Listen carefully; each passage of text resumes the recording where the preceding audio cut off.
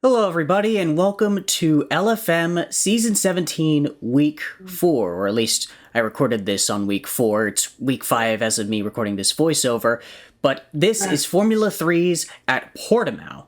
And first things first, look at the track temp at the top left of the screen right off the bat, 33 degrees Celsius. I made my setup in the practice server, which was 16 degrees Celsius, and yeah, not quite conducive. Yeah, the tires really don't like it around here. But what you're gonna see is you can also see that in the top left of the screen. There's only like 4 people. There were 6 people who signed up, but only 4 or 5 joined in the qualifying session. The 6th, which I believe was the highest elo of the people who signed up, including me. He would join in later into the race, and yeah, the tire. Look at those tire pressures at the bottom left. They are just cooking. Like, especially look at the rear left. Oh my goodness. And keep in mind, I am on the mediums. And I figured, give it a shot. But and you're gonna see right here, you can take this flat with regular pressures. The rear was just way too unstable, so I decided to return to pits, lower the pressures, see how that would handle. And this is me going on for my second attempt, and yeah, you can hear me contemplating the decision to go on the hards. So yeah, that is essentially that is what I was not prepared for the situation at all. I was expecting a much colder track where the mediums would definitely be the more viable option. And once again, going through this first sector, I really feel the car just not hooking up as I want it to. So I just immediately return to pits and make that change. Track's just too Track's just too hot for anything else. And then here is my best lap. I essentially just did 2 fast laps in a row, and 33.6 out of the gate. Keep in mind though, the best lap I've seen is like a 30.2, so yeah, so not really an optimal track and not really an optimal setup, but you will see later on that the track will indeed get faster, even though it's on 98% grip right now. A bit hard to see on my monitor as I'm watching this back. But yeah, going through the rest of the lap, this turn right here, bit of big lift here. Otherwise, because the front just likes to kick out and go wide. But yeah, this last sector is pretty fun though. Just flat through here. Test of bravery at the top of the hill. Back end might kick out if you're not stable on the brakes. And you just kind of ease it back on the throttle, push the car through that corner. And then first gear here, taking it real easy, bit of a frame stutter as CMRT updates. And really trying to hook it up through here.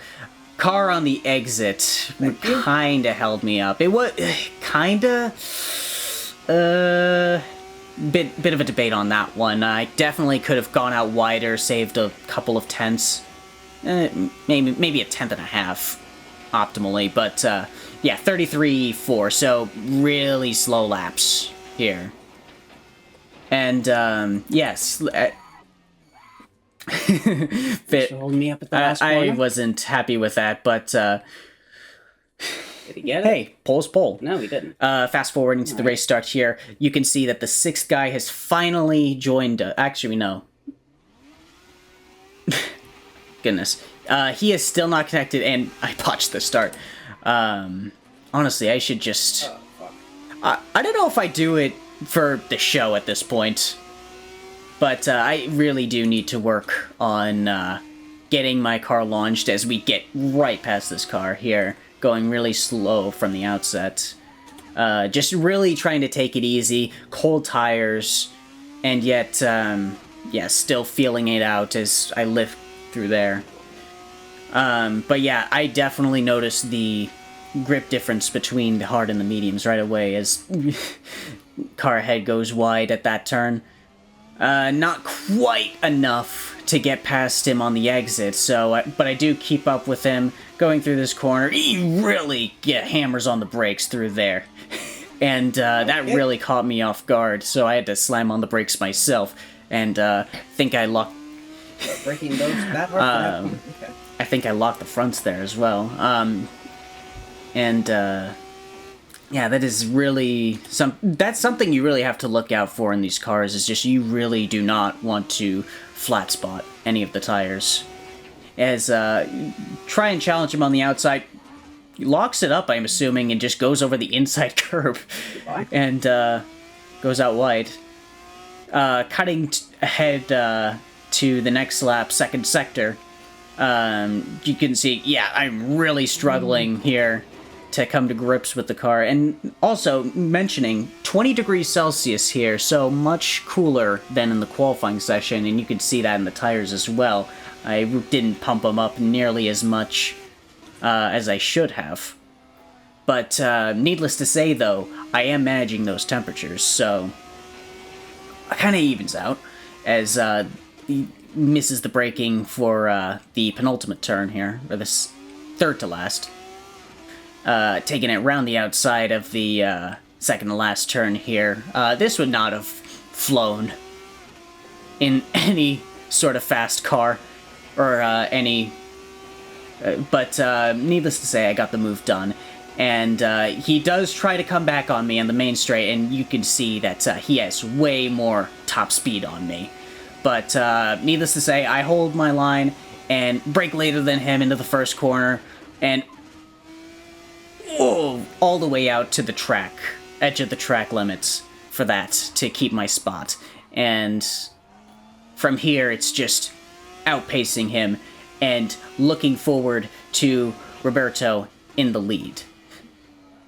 And, yeah, like, Formula 3 is such a great series, and I think this is such a great car that, for open lobbies like this, but the thing is, nobody is driving these. Like, I'm gonna throw up a graphic here of the, most recent sessions after, that took place before this one, and there's only, like, one...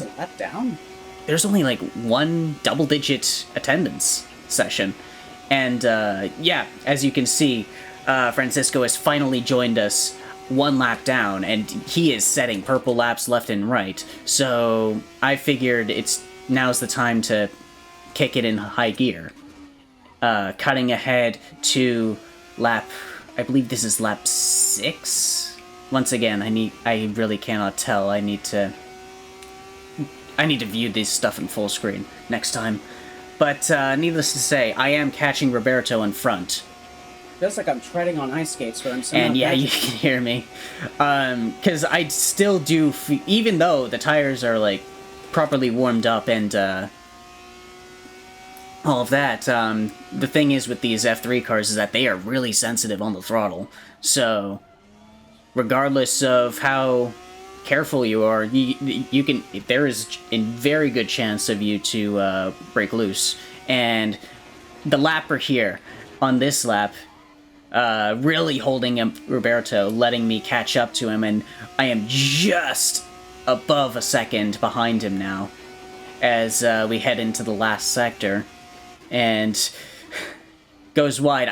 I don't know if that was intentional or not, but that was a great opportunity for me to hold position behind him, and cutting to lap 10 now. And I am chasing right up on his tail. Just waiting, like, I know I'm faster than him, but I'm just trying to pick the right moment to get around him. Just really taking it easy. Trying to maximize those exits. And we are coming up to another lapper. I believe he will get out of the way. But, yeah, going back to what I was saying earlier, I really... it's really disappointing that this series really gets as low of an attendance as it is. And Like, the thing with LFM is that majority of the Assetto Corsa players are really concentrated in those slower cars like the Miatas and the Renault Clio Cup. So, I actually have two solutions written down here that might help in some way as I get right up close to him, and I figure on this straight, this is where I catch up to him, and this is where I want to make my move. So I get into a slipstream, I'm catching, pull to the inside, brake later than him, just absolutely send it. And he gives me the space, move done, now I've got to defend. So, I know I'm faster than him, so I'm not gonna try and defend as much going through here. It's just being careful, maximizing the exits, getting on the power early. And just like that, I've already got a half-second lead on him. But, and from here, it's just about outpacing him to the end. So, to finally wrap up what I've been trying to say, as I'm trying to record this footage, I think that the two solutions that I came up with are, number one, make this a fixed setup series. Make it so that way you can't, people don't have to worry about creating setups for this. Or, number two, I believe the old RSS Formula 4 car is now a free download, so I think that would be just as appealing as a Miata or a Clio as I take the win here. I think that would be appealing, an appealing open wheel option to race all things together. All things and as I say that, but yeah, I do think that open wheel on LFM does have its own little home, and I seriously hope that the people who run LFM explore these options in the future. But anyways, that is going to do it for this video. Like, subscribe, all of that stuff. And I will catch you later.